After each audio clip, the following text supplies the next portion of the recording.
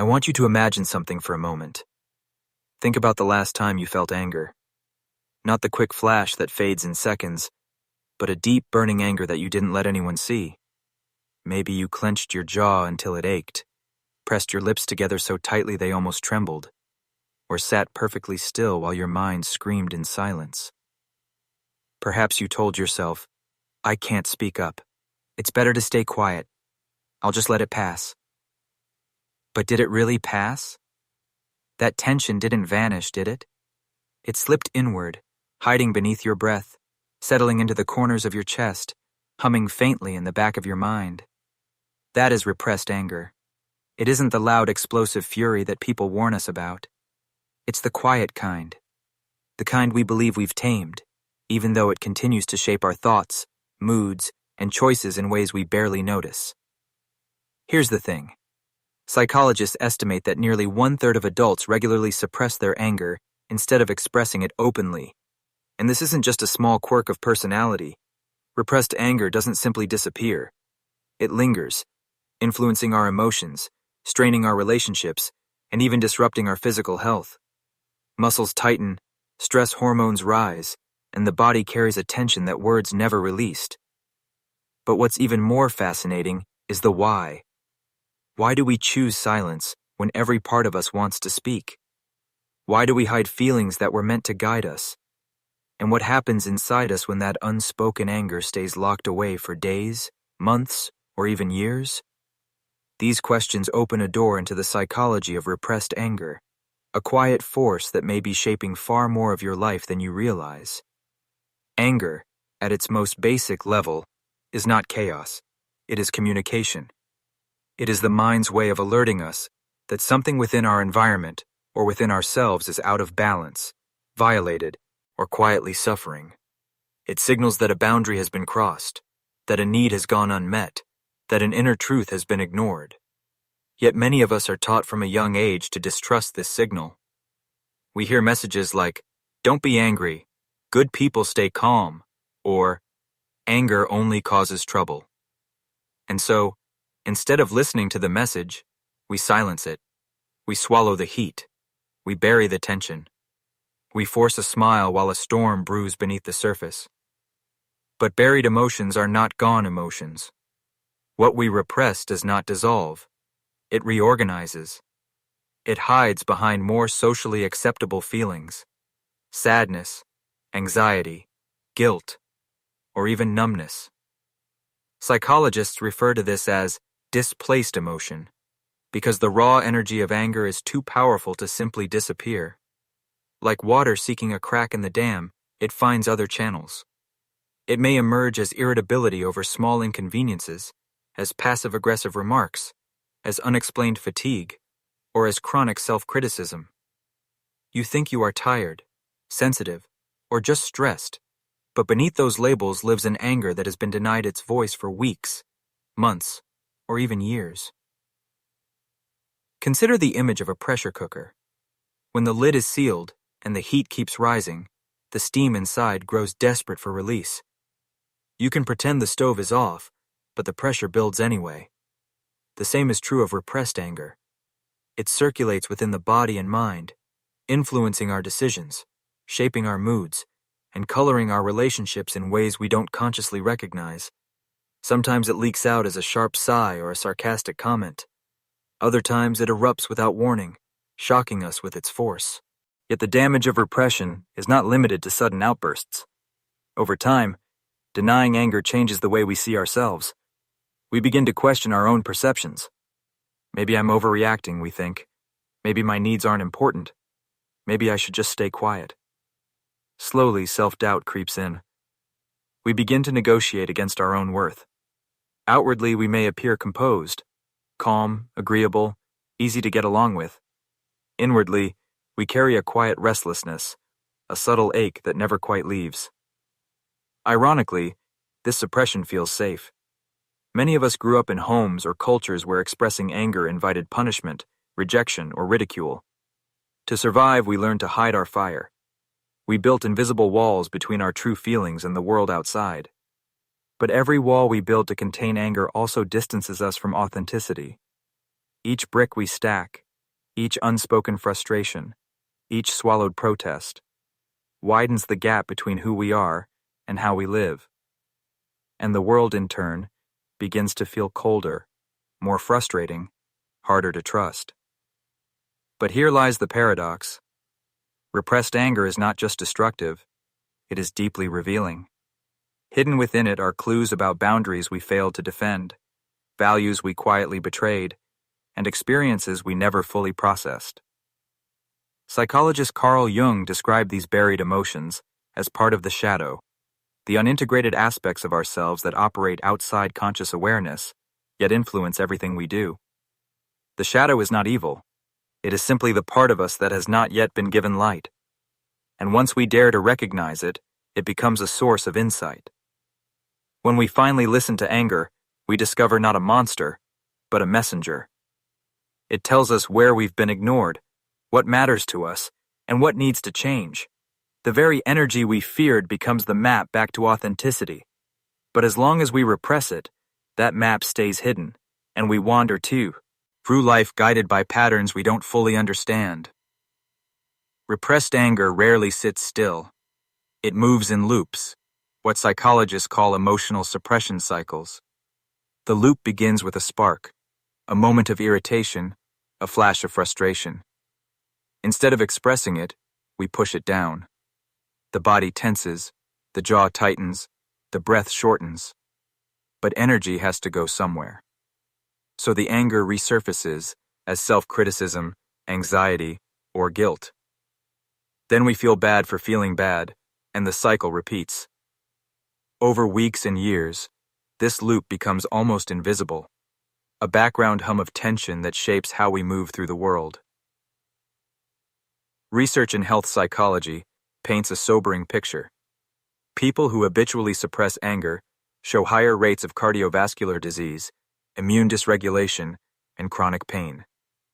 Their nervous systems remain on constant alert, as if bracing for a threat that never fully arrives. This isn't merely emotional, it's physiological. The stress hormones that accompany repressed anger quietly wear down the heart, the immune system, and the body's ability to heal. What begins as a psychological adaptation becomes a physical burden. But the psychological toll is equally profound. Chronic suppression blurs emotional clarity. Decisions become harder because we can't fully trust our own instincts. Relationships become more fragile because unspoken resentments build silent walls. A person may appear outwardly peaceful while internally battling a storm of what-ifs, doubts, and subtle hostilities they can't articulate. It is not weakness. It is simply energy that has not been expressed constructively. There is another subtle pattern: empathic overextension. Many people who repress anger are highly sensitive to the needs of others. They are caretakers, peacemakers, the ones who smooth over conflicts and keep harmony at all costs. On the surface, this looks like kindness, and in many ways it is. But beneath the generosity lies fear. Fear of rejection, fear of confrontation, fear that their own needs will drive others away. By prioritizing everyone else's comfort, they silence their own. Over time, this silencing turns into an identity.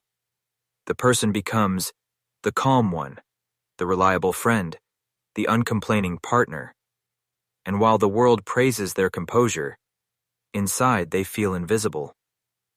This invisibility is dangerous because it teaches the mind to normalize deprivation. When needs go unmet long enough, the psyche begins to question whether those needs were valid in the first place. Anger, the natural alarm system, is muted. The person no longer recognizes when a boundary has been crossed or a value betrayed. Life begins to feel vaguely dissatisfying, but the reason remains hidden. It is like living in a house where a quiet leak slowly floods the foundation. You can't see the damage, but you feel the dampness everywhere. Breaking the suppression loop begins with noticing a subtle tension in the chest, a sudden urge to sigh, an unexpected fatigue after a social interaction. These are not random annoyances, they are signals. The body is speaking the anger that the voice refuses to name. Recognizing these signals is not weakness, it is the first step toward reclaiming agency. Because the truth is, every feeling we repress is still shaping us. The question is whether we choose to shape it in return. To work with anger is to confront fear. Many of us avoid this confrontation because we have been taught that anger is dangerous, something to be hidden or punished. But anger, when approached with awareness, is rarely violent. More often it is a quiet insistence. I matter. My experience is valid. My boundaries deserve respect. Psychologists emphasize that acknowledging anger is not the same as acting on it. Expression does not require aggression. In fact, constructive expression strengthens empathy.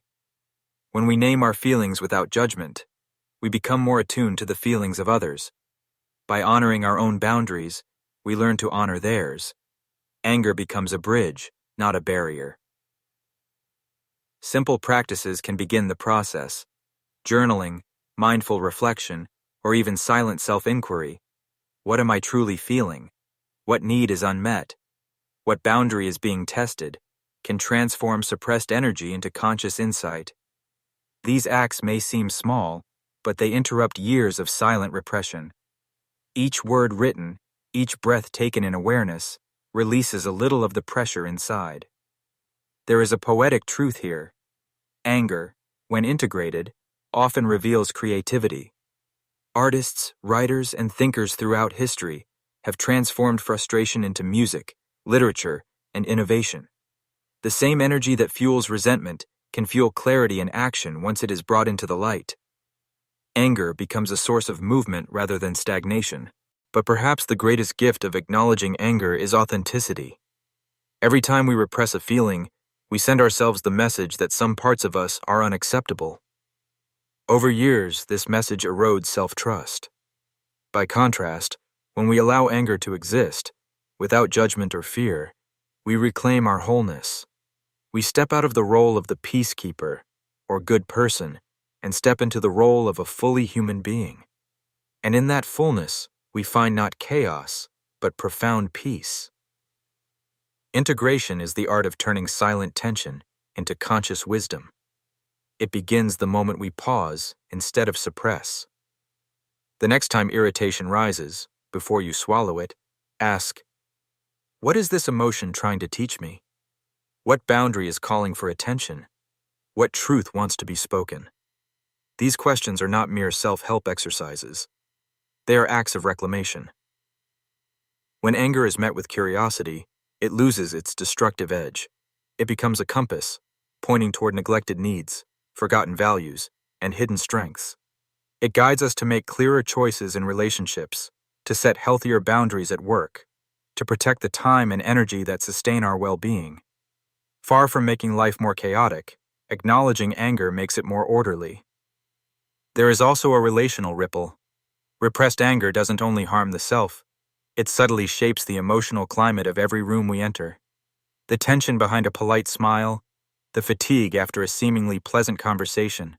Others feel these unspoken signals, even when they can't name them. By integrating our own anger, we free not only ourselves, but also those around us from unconscious patterns of distance and confusion. The paradox is beautiful. Anger, once feared as a threat, becomes a teacher of compassion. By understanding our own pain, we deepen our capacity to understand the pain of others. By respecting our own limits, we learn to respect. And so, repressed anger is not a monster lurking in the shadows, waiting to strike. It is a messenger, subtle yet insistent, asking us to pause, to notice, and to listen. It speaks in tightened shoulders, in restless nights, in the quiet heaviness we carry without understanding. It is not here to harm us. It is here to guide us back to ourselves. When we treat this hidden fire with curiosity instead of fear, something profound begins to unfold. We start to see that repressed anger is not a failure of character, but a signal of unmet needs, of boundaries crossed, of truths left unspoken. It invites us to honor our own voice, to give shape to the feelings we once buried, and to reclaim the energy we have used to keep them locked away. This process is not loud. It does not demand explosions or dramatic confrontations. It begins quietly, with a breath, a question, a willingness to turn inward. As we acknowledge what has long been silenced, we learn that control is not found in suppression. It is found in understanding. It is the steady clarity that comes from meeting ourselves without judgment. In this recognition, relationships shift, conversations deepen. The body releases what it no longer needs to hold. Life feels less like a performance and more like a truthful exchange with the world around us. Repressed anger, then, becomes a teacher of authenticity. It reminds us that even the quietest flame can light a path toward emotional freedom, self-respect, and the courage to live fully awake. Because in the end, acknowledging what we feel is not about losing control. It is about gaining connection to our own heart, to the people we love, and to the deeper presence that makes every moment more alive.